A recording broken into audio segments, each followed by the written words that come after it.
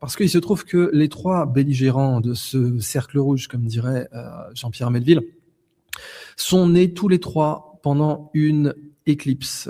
Donald Trump est né pendant une lune de sang. L'ayatollah Khamenei, feu l'ayatollah Khamenei, est né pendant une éclipse. Et Netanyahou est né pendant une éclipse aussi. Voilà. Et croyez bien que même si cela devait n'être qu'une coïncidence, là, je cherche absolument pas à vous convaincre de quoi que ce soit. Hein. Chacun a ses croyances et je n'ai pas du tout l'heure d'agir sur les croyances des autres. Mais en tout cas, dites-vous bien que même si vous deviez ne pas y croire, et vous avez tout à fait le droit, eh bien des gens qui prennent des décisions dans cette guerre y croient, eux. Et ça les rend un peu plus prévisibles. Maintenant, place à la géopolitique. Clairement, le scénario que Trump souhaitait a échoué. Point, c'est terminé. J'ai attendu mardi plutôt que lundi pour tirer cette conclusion parce que lundi, il y avait encore quelques chances. Aujourd'hui, mardi, le scénario que voulait Trump est un échec total. Une guerre à la vénézuélienne avec une guerre spectacle, un exécutif ennemi décapité et ensuite des négociations en position de force. Ça a complètement échoué. Et pourquoi ça a échoué ? Déjà parce que c'est pas du tout ce que veut Netanyahou. Autant Netanyahou que le Venezuela saute, il est très content. Il voulait pas du tout une guerre longue avec le Venezuela. Enfin, ça le gênait pas du tout. Par contre, pour les grands eschatologistes qui entourent Netanyahou et qui lui dictent son texte en réalité, parce que c'est pas lui qui décide, il faut une guerre totale, complète, avec l'Iran. Cette guerre va marquer la fin de l'Empire américain. C'est bien pour ça que Netanyahou a reçu Narendra Modi à Jérusalem, parce que le prochain allié, le prochain grand empire qui devrait se substituer à l'Empire américain dans les plans de ces gens-là, ce serait l'Inde. Je dis bien dans les plans de ces gens-là parce que autant...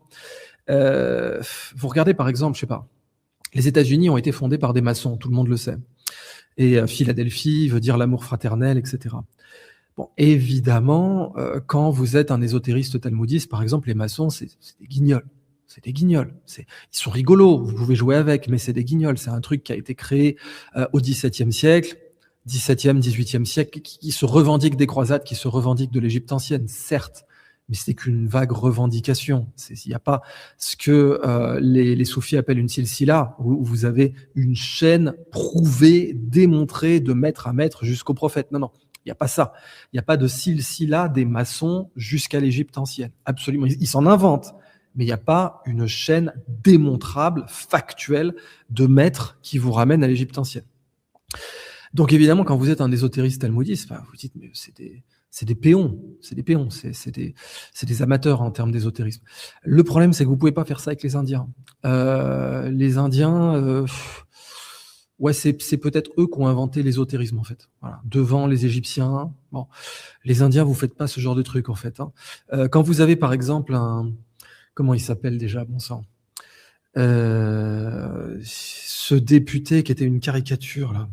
J'arrive même pas à me rappeler mon nom, à me rappeler son nom. Enfin, c'était vraiment le député caricatural qui disait quand Paris n'était qu'un marais, Jérusalem était déjà une grande ville. Ce qui est historiquement correct, mais si on veut aller par là, eh bien, quand de grandes villes égyptiennes existaient, Jérusalem n'était pas encore une ville, etc. Ce genre, voilà, Meir Habib, oui, merci. Meir Habib.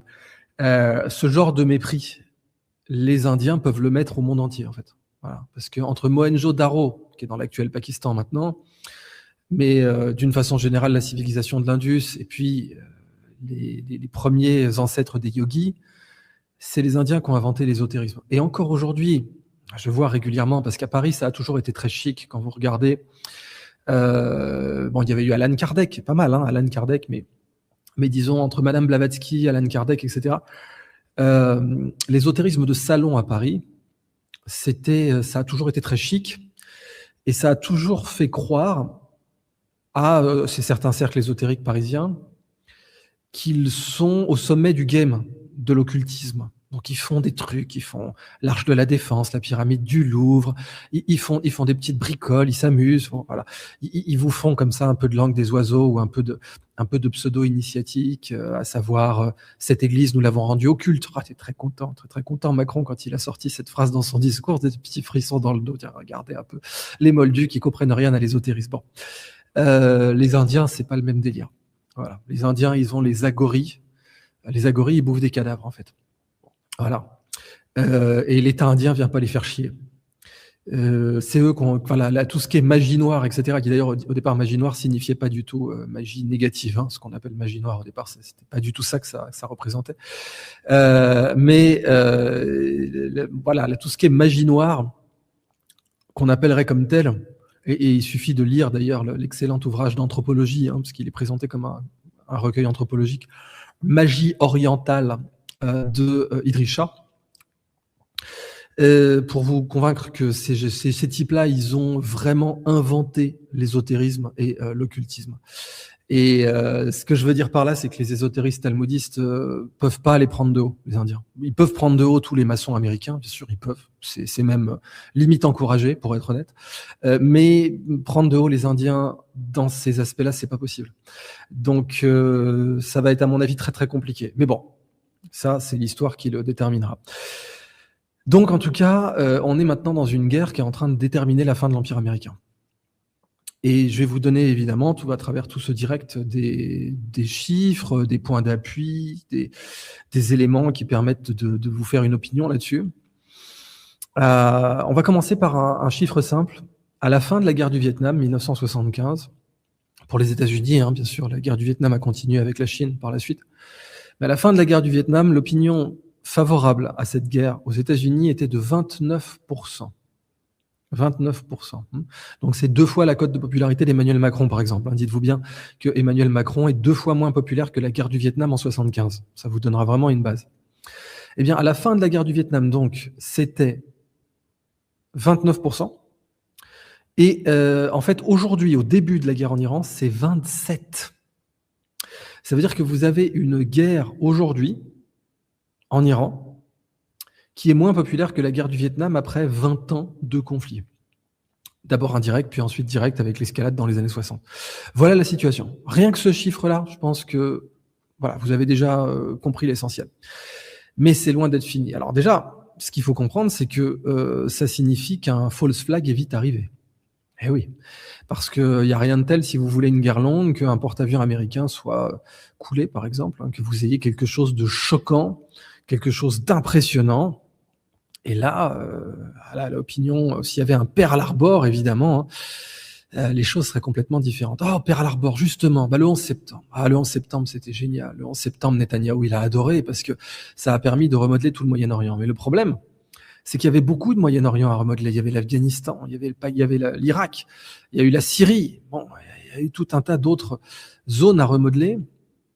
Et au final, tout ça, ça a renforcé l'Iran. C'était ça le problème. Et vous retrouvez hein, évidemment cette phrase, ce verset coranique, « Il complote, mais Dieu est le meilleur comploteur ».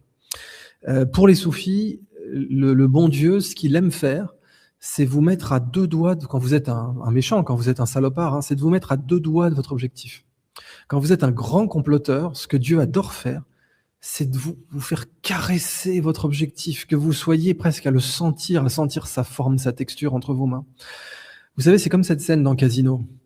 Dans Casino, vous avez un flambeur japonais qui ratiboise le casino.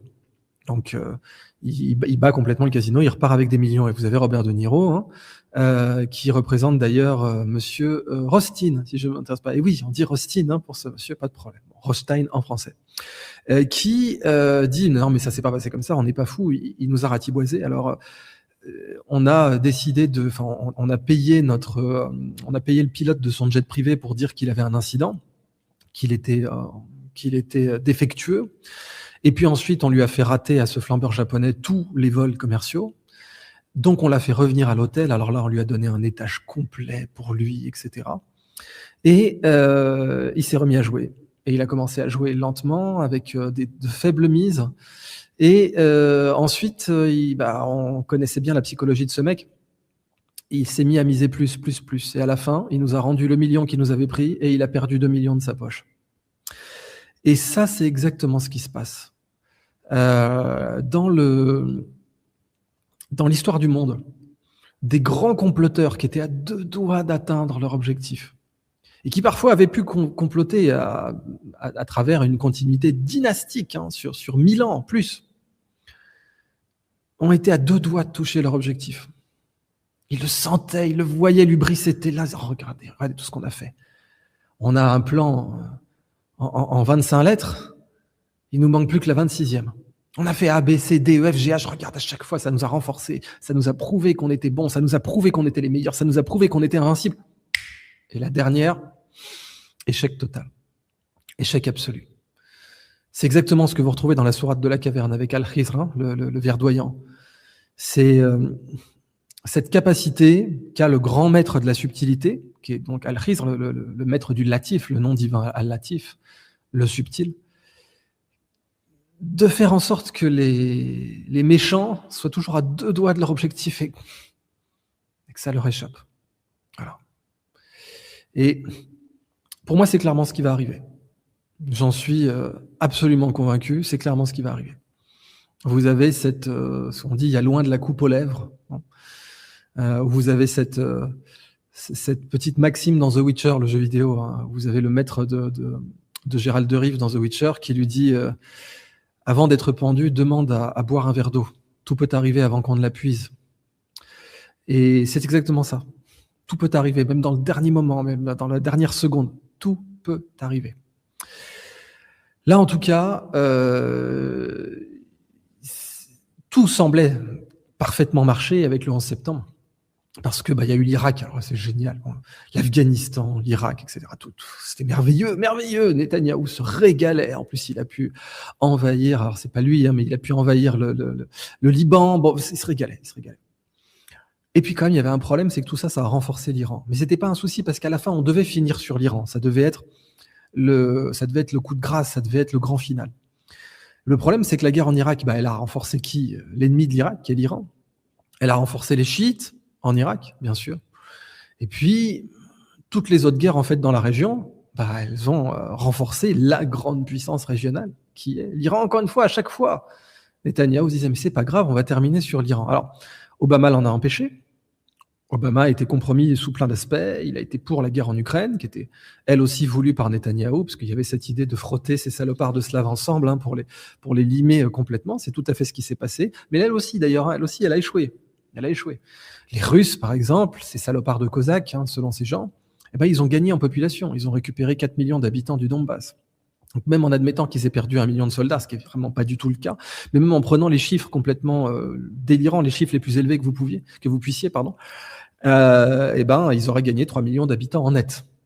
Donc la population russe a augmenté après cette guerre, puisqu'elle récupère 4 millions d'habitants du Donbass. Donc même en supposant qu'elle ait perdu 1 million, ce qui encore une fois n'est pas le cas, elle a gagné. Bon, plus les ressources naturelles, et le grand massacre de Slaves, le grand holocauste, le grand sacrifice de Slaves que certains souhaitaient appeler de leur vœu, n'a pas eu lieu. Les Ukrainiens, les Ukrainiens nazis, les vrais antisémites en Ukraine, ils ont été punis. Bon, ils se rendaient pas compte qu'ils s'alliaient avec leurs pires ennemis, mais bon, ils ont été punis. Bon, c'est tant mieux, ça leur fera les pieds. Je veux dire, il n'y a pas de problème.